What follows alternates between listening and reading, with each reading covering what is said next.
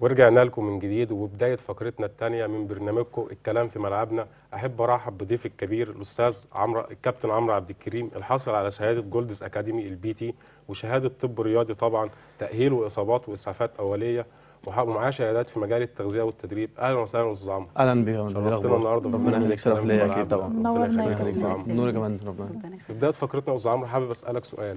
هل طبعا. من الضروري إن الشخص اللي هيتمرن لازم ياكل قبل التمرين، ولا عادي إنه ما ياكلش قبل التمرين؟ لا طبعا، وجبه قبل التمرين دي اهم وجبه اصلا. لازم يعني ياكل لازم الشخص اللي طبعا، عشان هيتمرن؟ الوجبه دي اللي بتمد على الطاقه، إن يكون عنده طاقه انه يقدر يتمرن، عشان نسبه السكر بيكون قليله، يكون عنده طاقه انه يتمرن.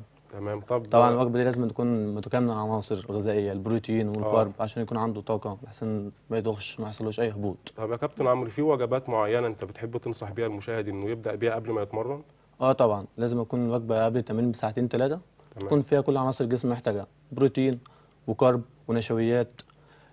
وقبل التمرين بنص ساعة يكون وجبة سناك، عبارة عن مثلا قهوة أو موزة، بحيث إن يديله باور يتمرن، يكون تمام يا مركز في كابتن التمرين. عمرو. تمام. هل يا كابتن لو البنات لعبت حديد هيطلع عليهم عضلات؟ لا طبعا، لسبب لأن هو المسؤول عن بناء العضلات هرمون التستوستيرون، وهرمون التستوستيرون ده وهرمون الأنوثة موجودين عند الرجل وعند البنت. تمام. لكن نسبة هرمون التستوستيرون عند البنت نسبة ضعيفة جدا، قليلة جدا، مستحيل تطلع لها عضلات.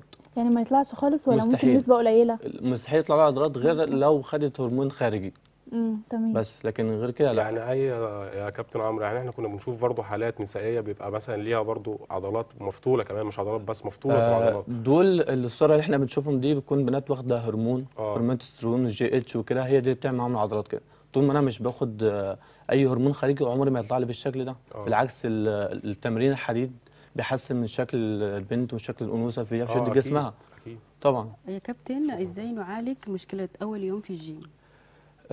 بالنسبة للتعب والاجهاد وكده، اه طبعا انا اصلا اي حد المفروض يروح اول يوم بيكون بيبدأ كده